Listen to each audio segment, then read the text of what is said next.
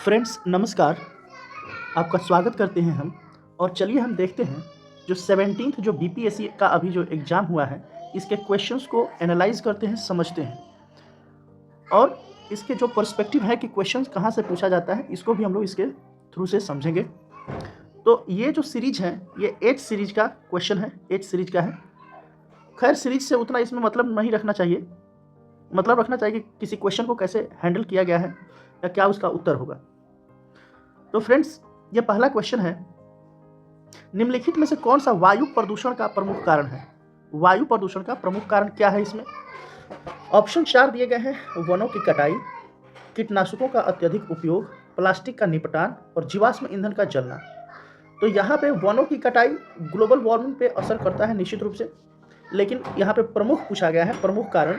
तो यहाँ पे आप देख सकते हैं, यदि कीटनाशकों का उपयोग होता है तो ये एग्रीकल्चर के ऊपर ज़्यादा प्रभाव पड़ता है और इसके जो विषाक्त चीज़ हैं वो फूड चेन में रह जाता है, लेकिन ये वायु प्रदूषण का प्रमुख कारण नहीं है। प्लास्टिक निपटान ये तो निश्चित रूप से वेस्ट है, एक कचरा है जो जल्दी से जो डिकम्पोज नहीं होता है और पर्यावरण को नुकसान पहुंचाता है। लेकिन जीवाश्म ईंधन से जितनी भी इंडस्ट्रीज़ हैं, बसेज हैं, ट्रक्स चलती हैं, बहुत सारी अभी भी रेलगाड़ी चलती हैं, तो इससे जो है सबसे ज़्यादा जो है पर्यावरण पे नुकसान होता है। इसमें से NOx, SO2, carbon monoxide etcetera gas निकलते हैं।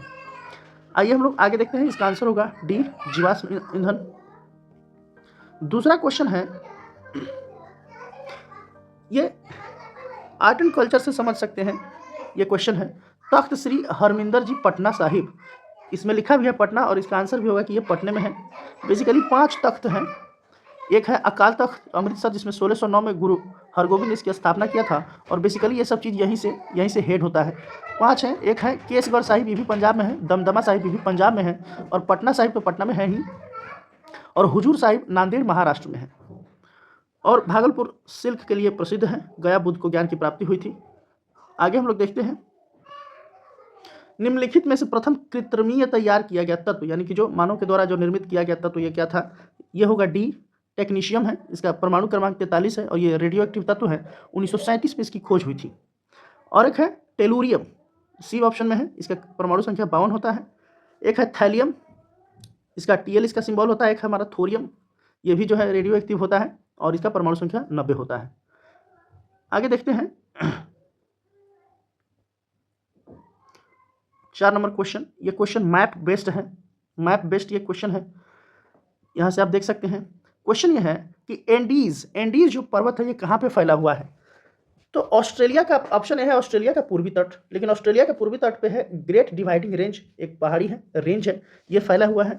दक्षिण अमेरिका का पश्चिमी तट, यानी कि जो चिली है, पेरू है, इक्वाडोर है, कोलंबिया है, इसको कवर करते हुए दक्षिण अमेरिका के पश्चिमी तट पर एंडीज पर्वत फैला हुआ है। आप मैप उठा के देख भी सकते हैं। भारत का पश्चिमी तट, भारत के पश्चिमी तट पर बेसिकली कोई एक लॉन्ग रेंज नहीं है, वेस्टर्न घाट है और बहुत से छोटे छोटे रेंजेस यहाँ पे हैं। और उत्तरी अमेरिका जिसमें कनाडा है, मैक्सिको है, USA है, यहाँ पर रॉकी माउंटेन्स हैं। तो इसका सही जवाब होगा बी, दक्षिण अमेरिका पश्चिम तट।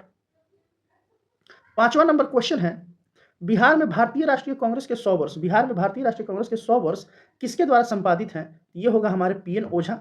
आप ये हिस्ट्री से कई बार नए नाम, न्यू नेम्स लेकर आता है, UPSC हो या फिर BPSC हो, ये नए हिस्टोरियंस को लेकर आता है, वहाँ पे लोग चकरा जाते हैं। ये बिहार में भारतीय राष्ट्रीय कांग्रेस के 100 वर्ष किसके द्वारा संपादित है? तो ये PN ओझा है। आगे हम लोग देखते हैं 6ठा नंबर क्वेश्चन, मोटरसाइकिल का संबंध बैटरी से उसी प्रकार है, मोटरसाइकिल का संबंध बैटरी से उसी प्रकार है जिस प्रकार जीवन का संबंध सूरज से है। जैसे मोटरसाइकिल में जो है बैटरी के कारण लाइट आता है, प्रकाशित होता है रात्रि में, उसी तरह जो है सूरज से जो है रात को खत्म करके लाइट होता है और प्रकाशित होता है दिन। तो सूरज से संबंधित है। ये एक रीजनिंग टाइप का क्वेश्चन था। आगे हम लोग देखते हैं कि अप्रैल 2024 में शेख अहमद अब्दुल्ला अल अहमद अल सबा को किस देश का नया प्रधानमंत्री नियुक्त किया गया है? तो ये है कुवैत के प्रधानमंत्री। यहाँ पे आप देखिएगा, ये जो मैप है ये है कुवैत का मैप है, कुवैत का मैप है।